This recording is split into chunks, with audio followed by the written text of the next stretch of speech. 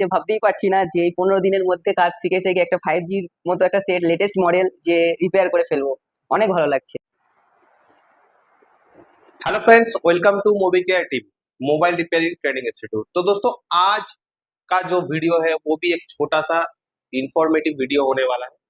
आज का जो वीडियो का टॉपिक है वो है 5G मॉडल चार्जिंग इशू। तो आज ये इस तरीके का एक प्रॉब्लम जो है हमारे स्टूडेंट्स रिपेयर करेंगे। यहाँ पे एक स्टूडेंट्स बैठे हुए देख रहे हैं हमारे सेटअप पे, तो हम लोग इस स्टूडेंट्स के थ्रू देखेंगे 5G फोन्स के जो चार्जिंग का इशू है वो किस तरीके से आप स्टेप बाय स्टेप सोल्यूशन कर सकते हो। आज हमारे पास एक फोन आया है Vivo Y76 5G। इस फोन में चार्जिंग का इशू है और ये फोन जो है student step by step repair करेंगे और उसके साथ आपको एक्सप्लेन भी करने की कोशिश करेंगे।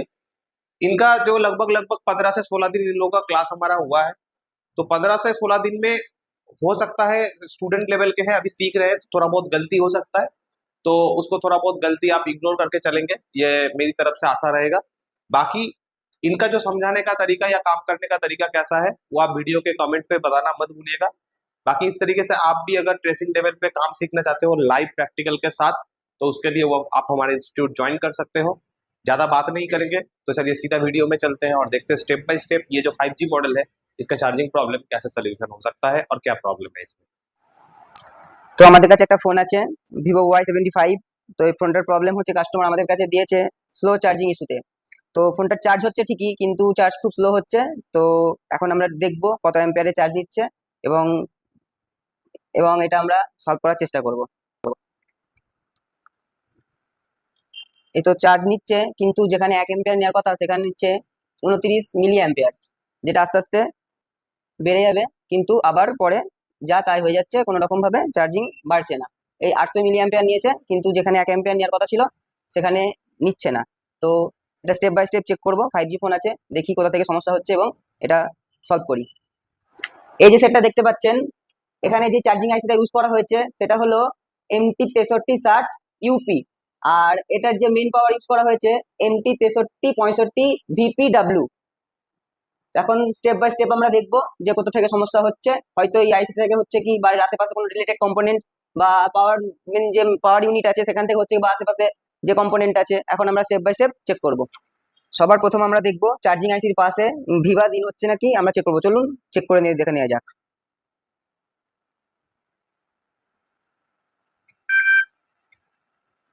তো দেখতে পাচ্ছেন 5 ভোল্ট ইন হচ্ছে, তার মানে নিশ্চয়ই আমার চার্জিং আইসির ভিতরেও 5 ভোল্ট যাচ্ছে। তো ভিভাস ইন হওয়ার পরে ভিপিএইচ তৈরি হচ্ছে কিনা আমরা একটু চেক করে দেখে নেবো।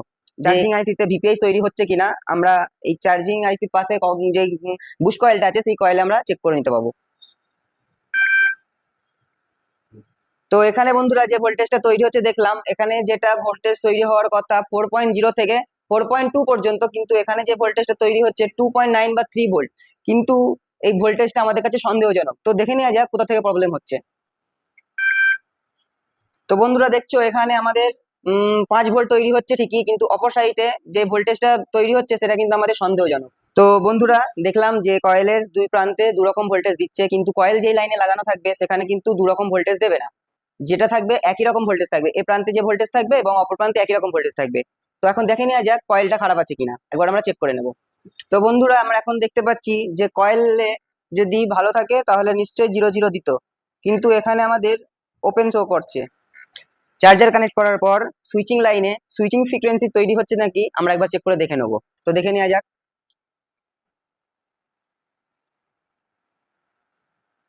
তো দেখতে পাচ্ছেন বন্ধুরা কোনো সুইচিং ফ্রিকোয়েন্সি তৈরি হচ্ছে না। এখন আমাদের এই কয়েলটা ওপেন করা ছাড়া আর কোনো উপায় নেই, এবং আমরা কয়েলটিকে বোর্ড থেকে রিমুভ করব আর চেক করব।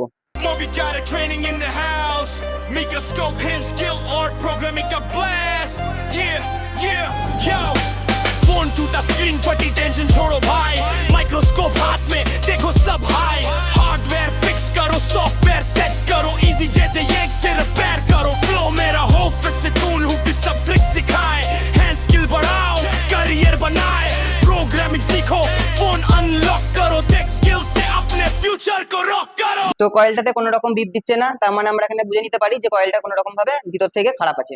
তো এবার আমরা একটা নতুন ভিপিএইচ কয়েল সেট করব ওখানে। তো সেট করা যাক।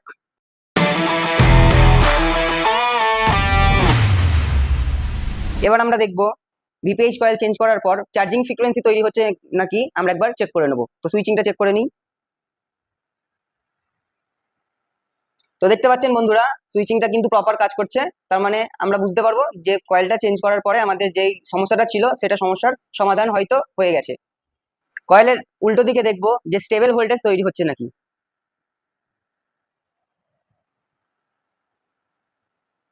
তো বন্ধুরা দেখতে পাচ্ছেন অপর প্রান্তেও কিন্তু স্টেবল ভোল্টেজ তৈরি হচ্ছে। এবার মাল্টিমিটারের সাহায্যে চেক করে নেবো যে কয়েলের দুই প্রান্তে একই ভোল্টেজ তৈরি হচ্ছে নাকি। তখন আমরা দেখেছিলাম যে ভোল্টেজটা ডিফারেন্স ছিল, এখন দেখি ভোল্টেজটা সমান বা একই রকম তৈরি হচ্ছে নাকি।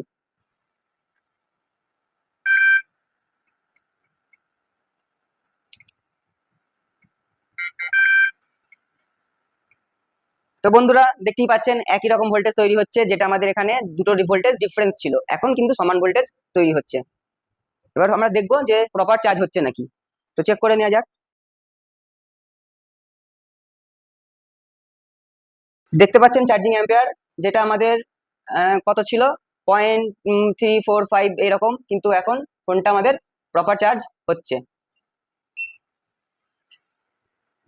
এবার আমাদের বন্ধুরা দেখতে পাচ্ছেন যেটা আমাদের 1 অ্যাম্পিয়ারের নিচে ছিল, কিন্তু এখন আমরা দেখতে পাচ্ছি 1.6 অ্যাম্পিয়ারে আমাদের ফোনটা এখন চার্জ হচ্ছে। তার মানে যে প্রবলেমটা ছিল সেই প্রবলেমটা আমাদের सॉल्व हो गया। तो चलिए भाई के लिए तालियां। ठीक है, बहुत अच्छा इन्होंने जो प्रेजेंटेशन है इन्होंने दिया है। तो देखा किस तरीके से 5G फोन का इन्होंने स्टेप बाय स्टेप चार्जिंग जो है ट्रेस करके आपको बना के दिखाया, उसके साथ साथ थोड़ा बहुत एक्सप्लेन करने की भी कोशिश किया है। तो ये जो है अभी इनका लगभग लगभग 15 to 16 डेज, मतलब 16 डेज जो है इनका कंप्लीट हुआ है। और अभी जो है इन्होंने लाइव फेसबुक के एक वीडियो में इन्होंने चार्जिंग प्रॉब्लम जो है रिकवर करके आपको बताया है।